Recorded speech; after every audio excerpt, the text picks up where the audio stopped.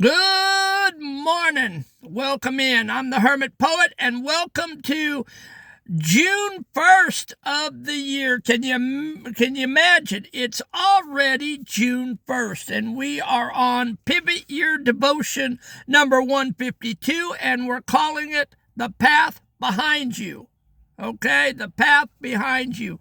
Everything that has happened to you in the past, every situation has happened to you at just the right moment and just the way it was supposed to unfold to make you who you are and to bring you to this point. The universe has scheduled it just like it was supposed to be. So today, I want to welcome in student number 276. 276 students are taking this class, and I'm so very, very happy to have you. And hopefully we can get to 280 before too long. All right, the poem today that I reframed from the Pivot Year Devotion by Brianna Weiss. This is the poem that I got.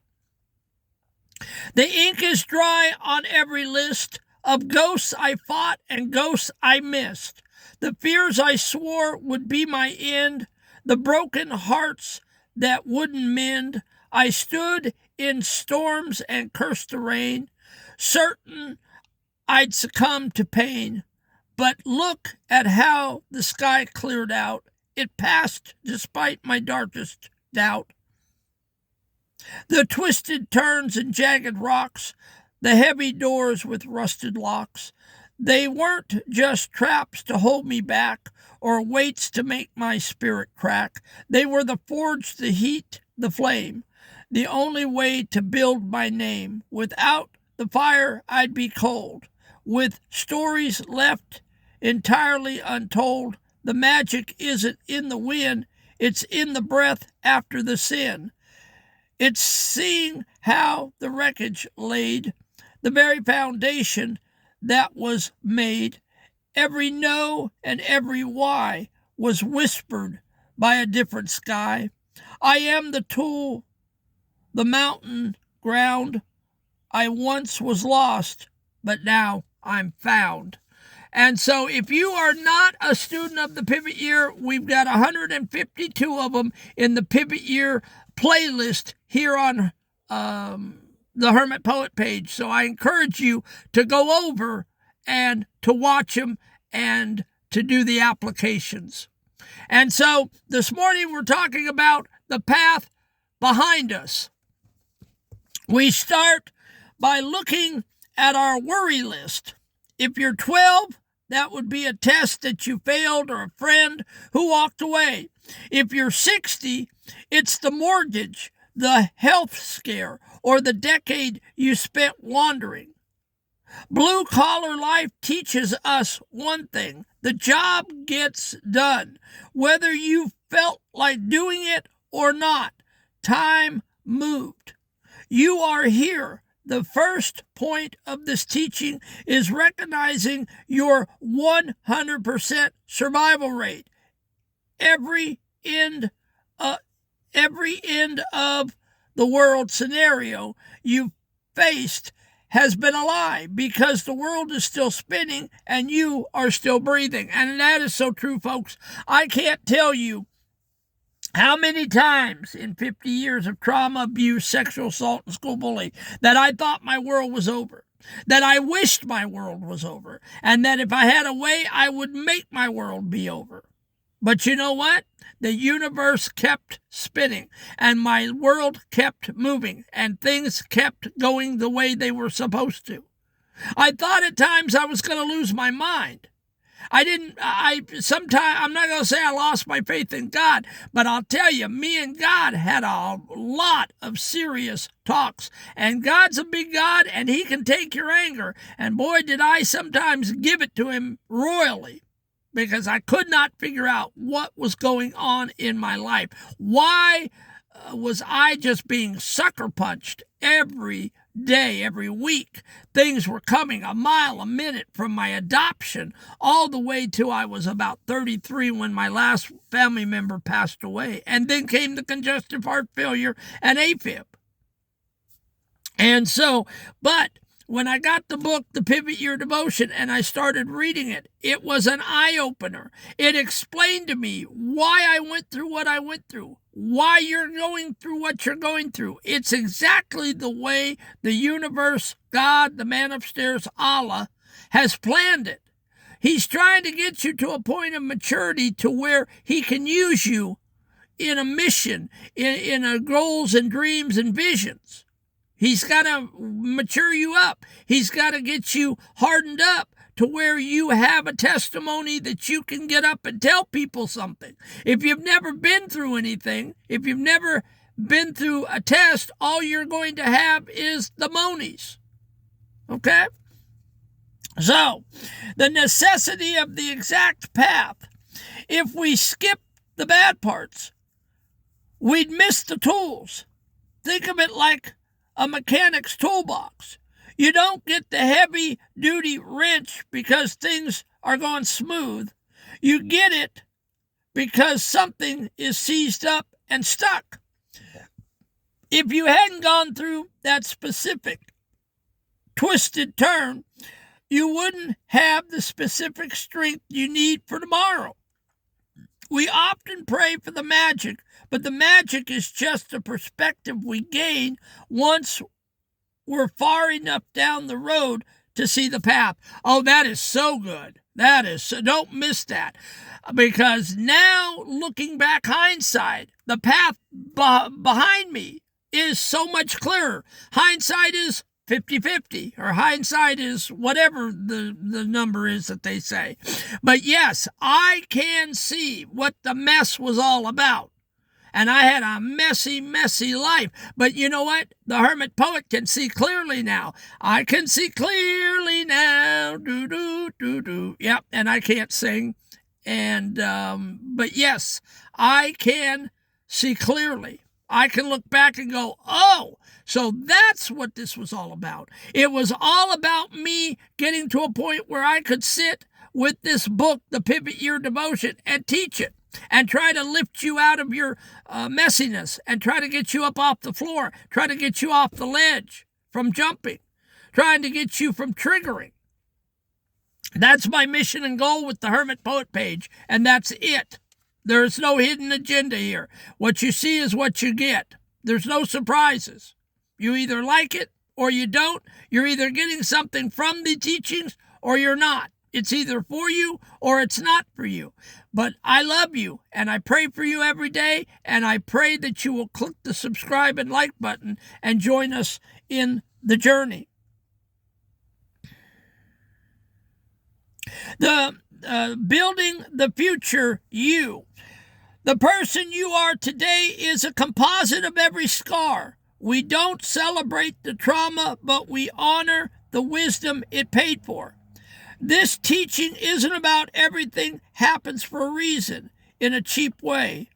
It's about the fact that you make the reason by refusing to let the experience go to waste.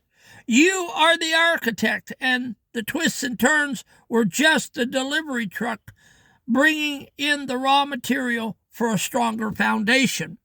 All right? If you lay in that floor and you keep triggering and you never get up and you never pull yourself up by your bootstraps and you never heal, then what the man upstairs, God, Allah, the universe, tried to deliver to you went to waste.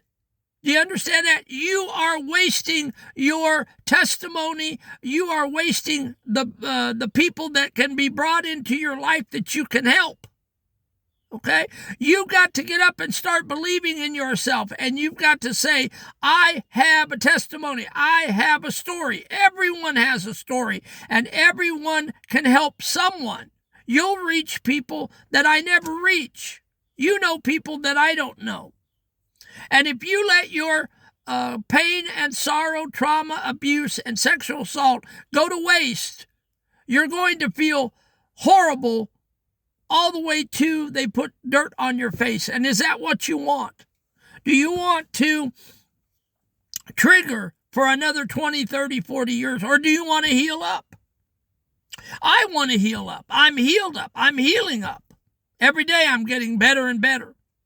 I have not had a funky dunky day since last June. I wake up every day full of energy and full of purpose in my life, and I am on a journey to heal up as many people that will come to my channel and get healing and help, okay? But my life has changed radically from what it was a year ago, and I am not wasting not one more minute on the funky dunkies and the messy attitudes, because I have a journey from here to the time they put dirt on my face, and I'm here to help people. Are you there to help people?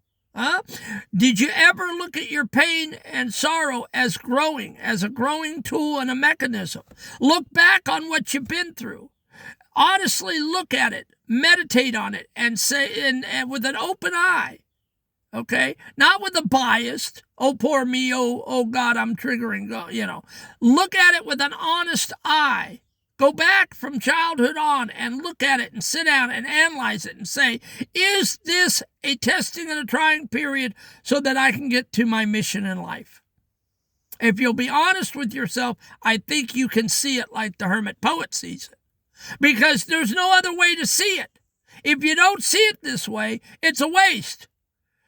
It makes God a cosmic killjoy. It makes God a sadist. It makes God someone that just is pounding on you day and night because you're unlucky. And that is not the way the universe works. That is not the way my God works.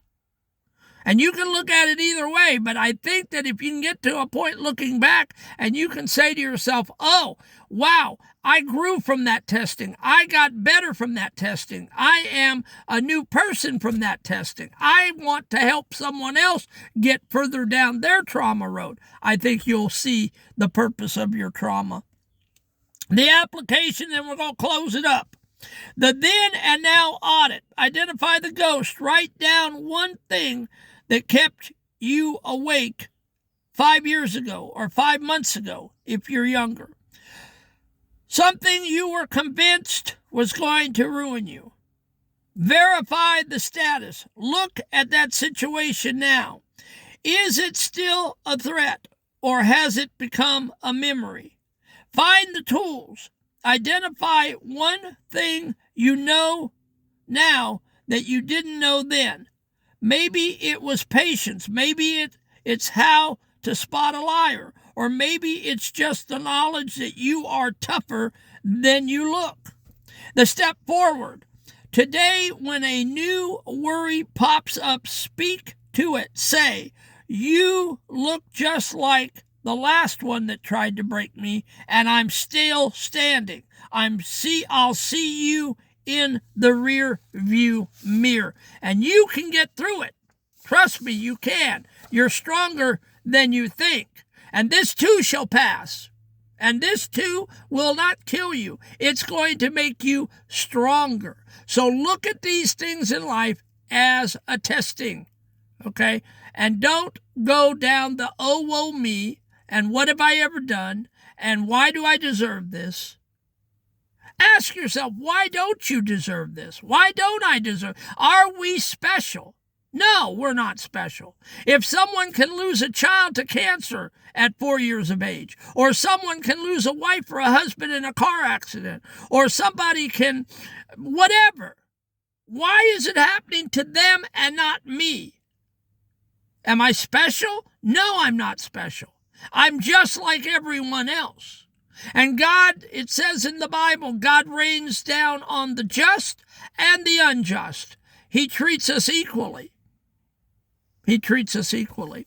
All right, guys, I want you to know that I pray for you every day, and I ask God to bless you in your trauma and your sexual abuse and school bullying, and I ask God to heal you up. And I pray, that is my prayer for you, that you get healed up, that you get up out of the floor from triggering and you get off the ledge. And I want to give a round of applause to student number 276.